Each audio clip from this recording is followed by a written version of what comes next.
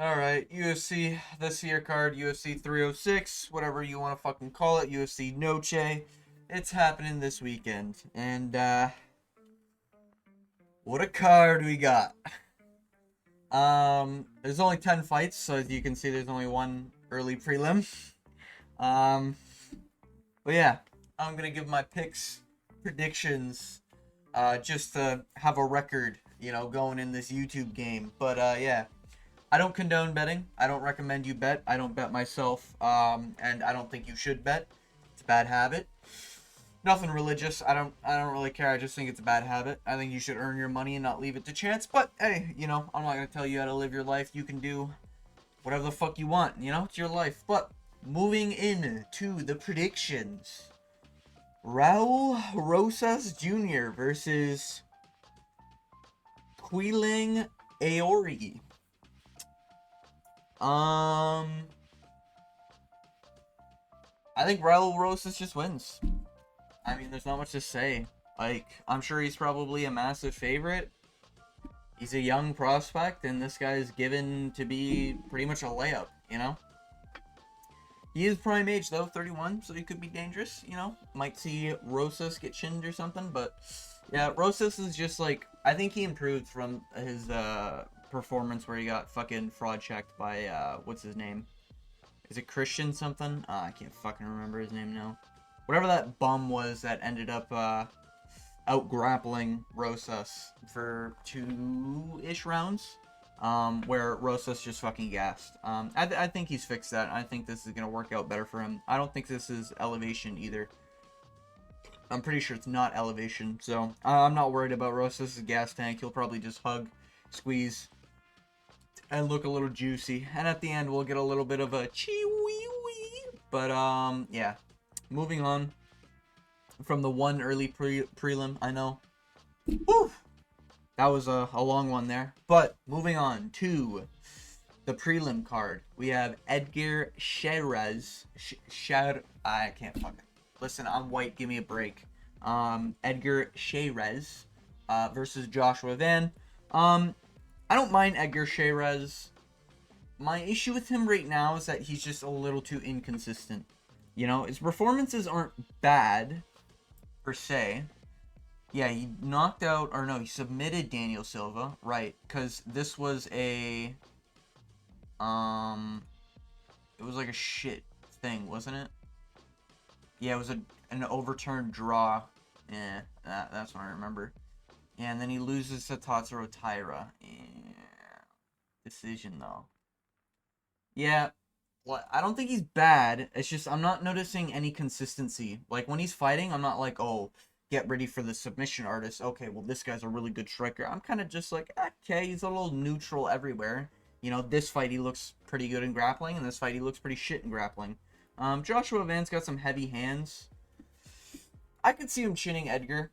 And if he doesn't chin Edgar, I think Joshua Van's just going to win by decision. I think it'll probably be something like a 29-28. It's a close fight, though. Close fight. Flyweights typically have these close fights, so, I appreciate that.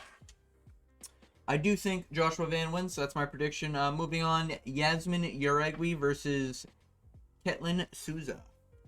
The stud of truth picked Ketlin Souza. All right.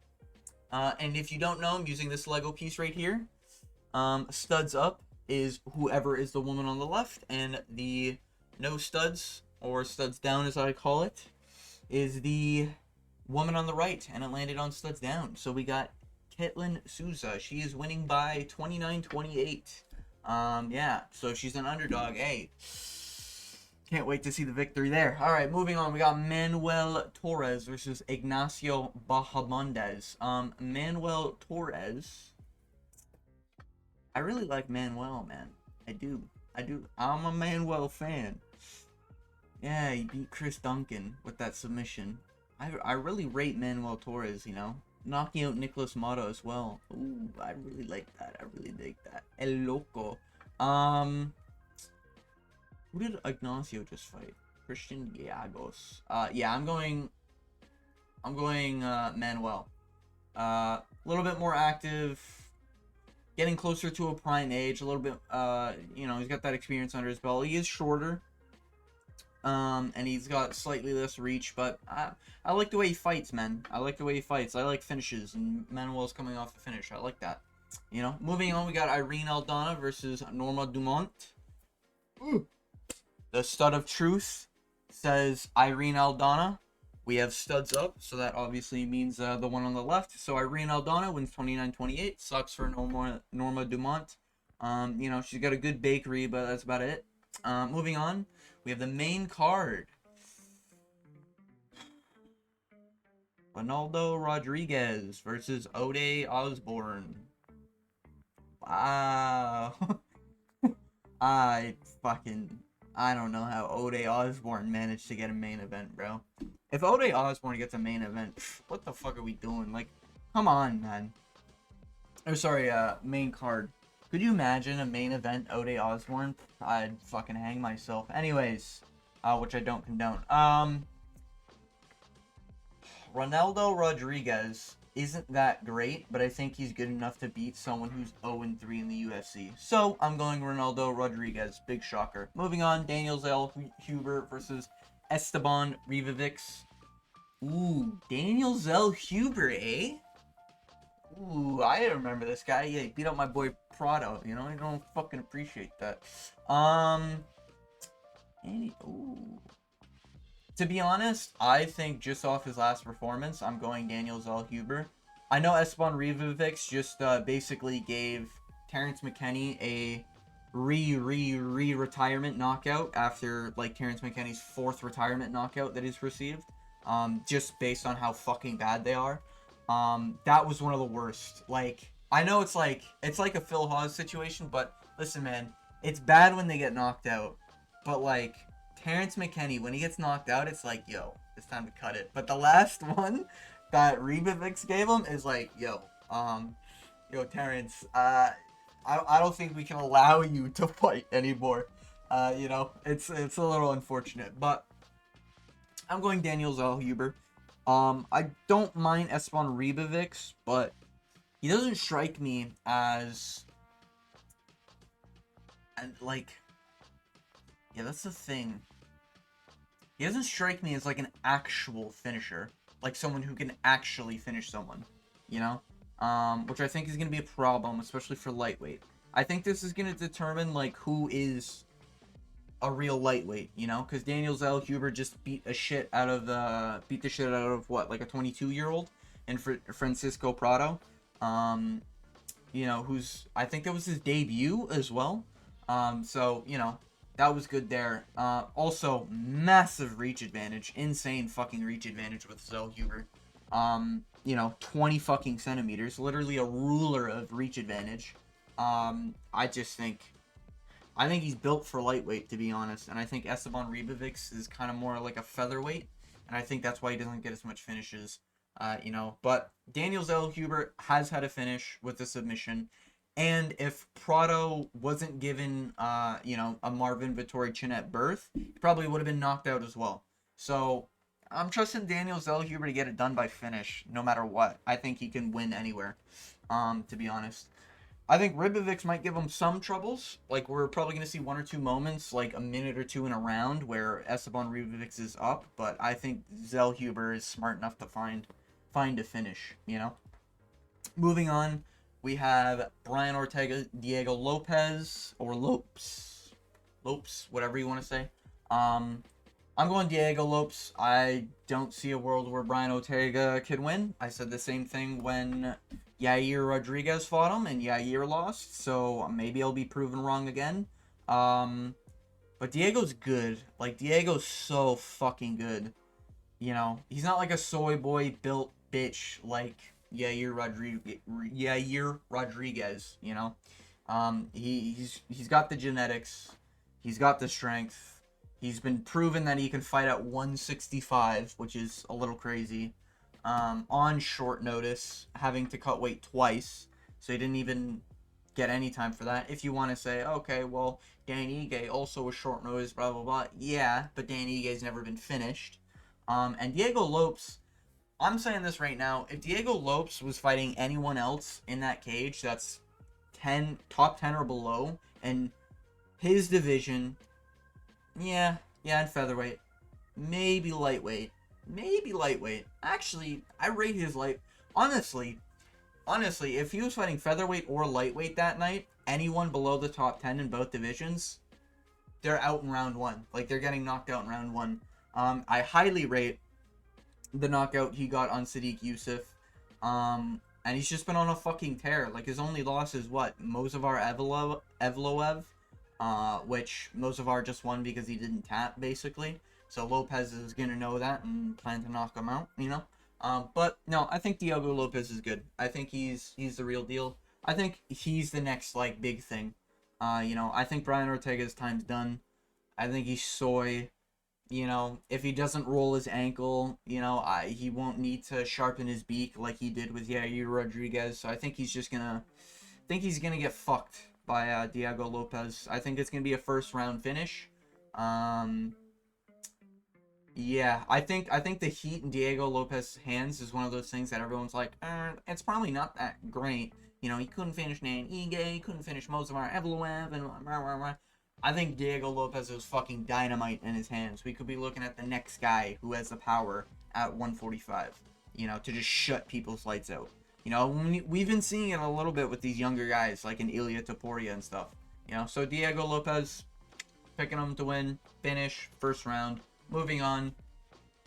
Anyway, as well, I think Brian Ortega might get sloppy this fight and fucking shoot an awkward takedown or, you know, leave himself open some way. Alexa Grasso, Valentina Shevchenko. Of course, this is coming after the draw that they had. I'm going Alexa Grasso. I think Valentina Shevchenko's era is over.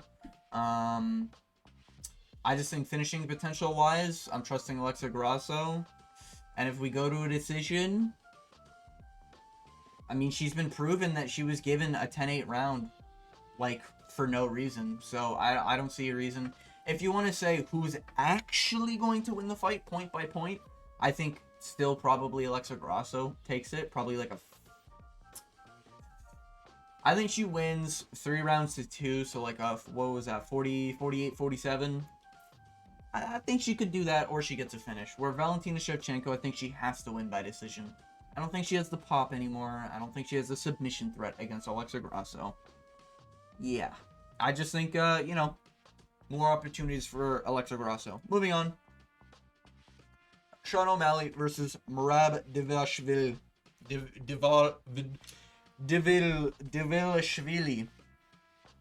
Sean O'Malley, knockout, round 1. I'm going to tell you exactly how it's going to happen. So what's going to happen is that basically, for the first minute, Sean O'Malley is going to, you know, touch, tap.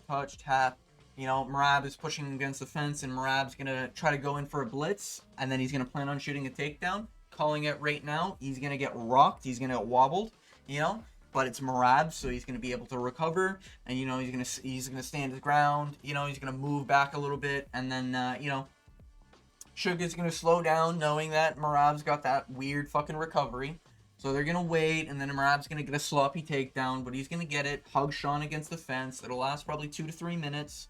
You know, and then the final minutes coming in the round, and what's going to happen is that Sean O'Malley's going to break the grip. He's going to get away. They're going to get to the center, you know, and then as time's going down, you're going to see Tim Welch do the exact same thing he did for the Aljamain Sterling fight, and he's going to say, Merab, you got to go. And Merab's going to point at him and mock him, looking away from Sean O'Malley. Specifically, he's going to look to his right, so he won't be able to see anything that Sean O'Malley's right is going to be able to do. And what's going to happen is that Merab is going to point. He's going to say, don't say that, or whatever the fuck, Spurg moment, as like an insult and, you know, like a thing to do in the middle of the cage, because he's really upset that Aljo lost. And then while he's doing that, he's going to wake up in the hospital bed after Sean O'Malley slugs the meanest right hand right into that cut where he has the fucking cut above his brow. It's going to open that cut. Fucking Merab's going to be out cold. It's going to be the last like 10-15 seconds of the round. Calling it right there. That's how it's going to go. 100% without a doubt in my mind. And yeah, Merab's not going to be able to hold Sean. Like, I don't care, like, what you say about anything. Merab's not going to be able to hold Sean O'Malley down. Like, he can push him against the cage. He can hug him against the cage. And that's it. He's not going to be landing clean shots on Sean O'Malley. And he's not going to be getting him down to the ground. And you know what happens? Even if he does get him down to the ground, we've seen Sean O'Malley butt scoop and then get his ass up. The guy's also a pretty good fucking purple belt. So I think it would be so ironic if Merab shot like a sloppy takedown and then got submitted, wouldn't it? Ooh, if he got submitted, ooh, that's a payday right there. I could see it happening. But seriously, I do think Sean O'Malley wins TKO. Probably 95% chance. 3% chance of submission, 2% chance a decision. I don't see Merab winning. I just don't see it. He doesn't have the pressure that everyone thinks he has. And he doesn't... The problem with Merab is that he doesn't do anything with anything. Like, he doesn't get respect on the feet, so he can get wobbled in every single fight. And he doesn't ever have, like, this aura of, like, I'm going to finish you. Even against Henry Cejudo, he literally had a choke almost fully in, and he just sat there. And he was just, like, tongue out, you know, eh. If you do, you can't do that to Sean O'Malley, number one, because he's just too long. But you're not going to be doing shit like that against Sean O'Malley, you know? Or slapping Peter Yan's ass cheek. Like... What the fuck are you doing, you moron? Like, you need to focus rather than hugging people against the fucking fence, you know? And I just think Sean O'Malley's gonna be that guy to just put his lights out. If you give Sean O'Malley, in every fight this is the case, if you give Sean O'Malley an opportunity, he will always use that opportunity to knock your ass out cold. Every single time. Peter Yan wasn't knocked out cold. That's because... he didn't give the opportunity to get knocked out cold. Also because Peter Yan's Peter Yan. Alright, let's not forget this, guys. Peter Yan's pretty fucking good. Alright. And then who was the other guy? Pedro Munoz that he couldn't finish because of an eye poke. It is what it is. Move on. You know, we don't have to look at that one. But, yeah, Merab's not doing shit this fight. He's getting knocked out, and that's pretty much it. But yeah, that's pretty much my picks, predictions. I'm not betting on any of these fights, but I gave you a pretty solid breakdown on how I think everything's going to end. And which side. So, hopefully I do well. I can't imagine there's many disagreements on this card.